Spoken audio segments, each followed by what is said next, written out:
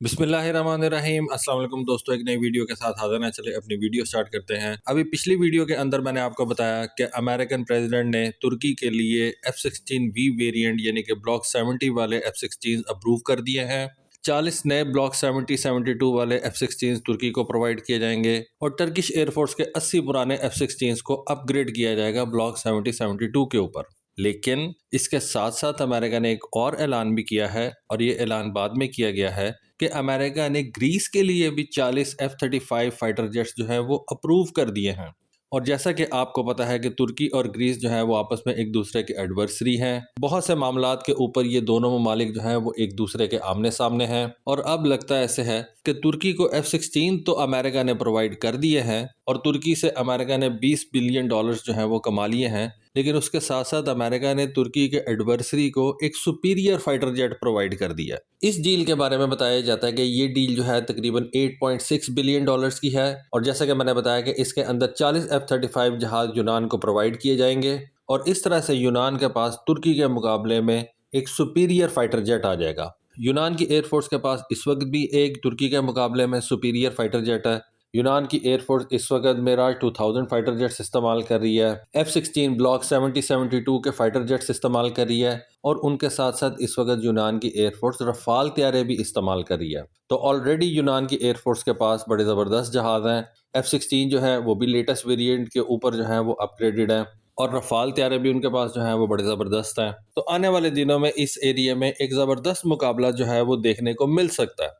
Although F-35 के आ जाने के बाद यूनान की एयरफोर्स जो है वो सुपीरियर हथियारों से लेस हो जाएगी, और तुर्की इस चीज़ को न्यूट्रलाइज सिर्फ इस तरीके से कर सकता है कि वो अपना कान 5th जनरेशन वाला फाइटर जेट तैयार करे और उसकी प्रोडक्शन जल्दी से जल्दी स्टार्ट करे। ऑल्दो हम ये देख चुके हैं, और बहुत से लोगों का मानना भी ये है कि तुर्की रशिया से Su-57 फाइटर जेट परचेज कर सकता है, लेकिन मेरा नहीं ख्याल कि तुर्की रशिया से ये Su-57 फाइटर जेट परचेज करेगा। उसकी रीज़न ये है कि अगर तुर्की रशिया से ये Su-57 फाइटर जेट परचेज करता है तो फिर तुर्की को Su-57 जहाज़ के साथ रशिया से और बहुत से वेपन्स भी परचेज करने पड़ेंगे, क्योंकि तुर्की की एयरफोर्स जो है वो जो इस वक्त वेपन्स इस्तेमाल कर रही है वो सारे के सारे नेटो कंपैटिबल हैं, और नेटो के फाइटर जेट्स के ऊपर जो है वो इंटीग्रेट किए जा सकते हैं। उसके जो air to air AMRAAM missiles हैं, उसके जो JDAMs हैं, और तुर्की के पास इस वक्त जितने भी वेपन्स हैं वो सारे के सारे नेटो कंपैटिबल हैं, और उनको एक नॉन नेटो एयरक्राफ्ट के ऊपर इंटीग्रेट करना एक अच्छा खासा मुश्किल काम है।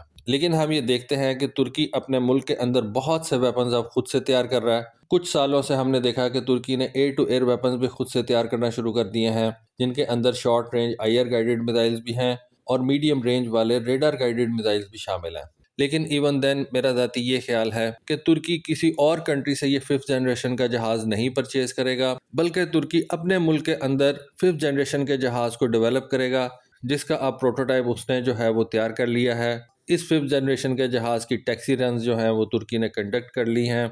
अभी इस जहाज़ की फ़र्स्ट फ़्लाइट होना बाकी है, लेकिन जैसे ही इस जहाज़ की फ़र्स्ट फ़्लाइट कंडक्ट कर ली जाएगी, इसकी डेवलपमेंट जो है वो मज़ीद तेज़ हो जाएगी। ठीक है, इस वक्त तुर्की के इस 5th जनरेशन के फाइटर जेट के लिए जो सबसे बड़ा चैलेंज है वो इसका इंजन है, कि तुर्की इस जहाज़ के लिए इंजन कहाँ से परचेज़ करता है। इस वक्त इस कान जहाज़ के प्रोटोटाइप में जो इंजन इस्तेमाल किया गया है वो तो अमेरिकन है, लेकिन आने वाले दिनों में हो सकता है कि तुर्की यूरोपियन किसी कंट्री से इस कान जहाज़ का इंजन जो है वो परचेज़ करे। पिछले दिनों ये खबरें भी आई कि तुर्की यूक्रेन के साथ मिलकर इस कान फाइटर जेट के लिए कोई इंजन तैयार कर सकता है।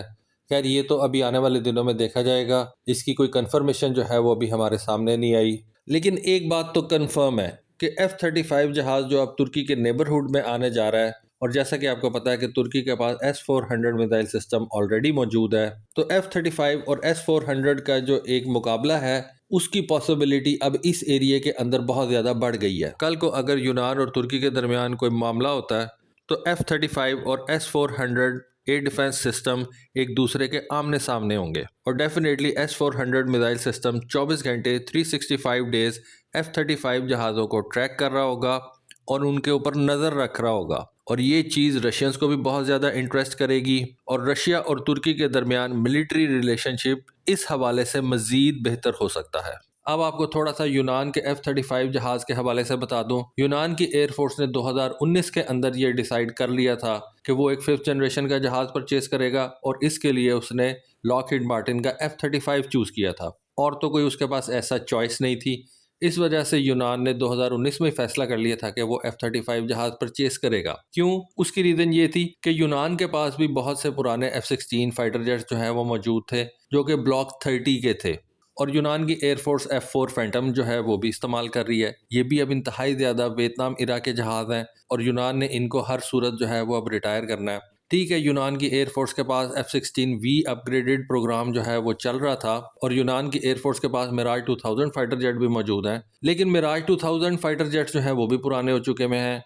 मिराज 2000 की जो प्रोडक्शन लाइन है वो स्टॉप हो चुकी हुई है और आने वाले दिनों में यूनान को मिराज 2000 के हवाले से प्रॉब्लम्स का सामना करना पड़ सकता है। इसीलिए स्टॉप गैप के तौर पर यूनान ने F-16 फाइटर जेट्स को अपग्रेड करना शुरू किया। ब्लॉक 70-72 कन्फिग्रेशन के ऊपर अपने F-16 जो हैं उनको अपग्रेड किया। उसके साथ साथ फ्रांस के साथ रफ़ाल तैयारों की एक डील जो है उसको साइन किया, जिनमें से कुछ रफ़ाल तैयारे जो हैं वो यूनान को अब मिल भी चुके हैं। लेकिन यूनान की एयरफोर्स का सबसे बड़ा कंसर्न तुर्की की तरफ से S-400 एयर डिफेंस सिस्टम की परचेज थी और शायद इसी वजह से यूनान ने F-35 फाइटर जेट्स परचेज करने का फैसला किया, क्योंकि तुर्की S-400 एयर डिफेंस सिस्टम जो है वो परचेज कर चुका है और S-400 का मुकाबला करने के लिए यूनान को बेहतर F-16 फाइटर जेट्स की ज़रूरत थी। इसीलिए यूनान ने रफ़ाल तैयारों को परचेज किया और अब इसीलिए यूनान जो है वो ये F-35 फाइटर जेट परचेज करने जा रहा है। तो जैसा कि मैं कहता हूँ कि ये बेसिकली एक कैट एंड माउस गेम होती है। आप कोई चीज़ लेते हैं, आपका एडवर्सरी उसके तोड़ के तौर पे कोई चीज़ लेता है।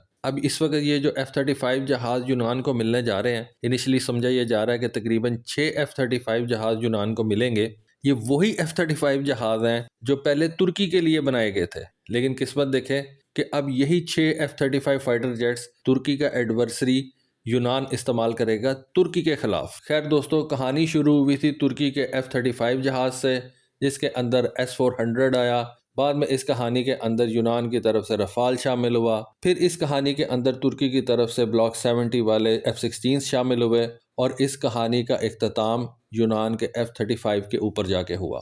तो इस रीजन के अंदर भी एक बड़ी ज़बरदस्त और अजीब सी कहानी जो है वो चल रही है और ये दोनों कंट्रीज़ एक दूसरे के ख़िलाफ़ असला जो है वो परचेज़ करती चली जा रही हैं। तो दोस्तों, ये थी आज की वीडियो, ये थी आज की इन्फॉर्मेशन। होपफुली आपको आज की वीडियो, आज की इन्फॉर्मेशन पसंद आई होगी। कमेंट सेक्शन में अपनी राय से ज़रूर आगाह कीजिएगा। आज के लिए बस इतना ही। Thank you. अल्लाह हाफ़िज़।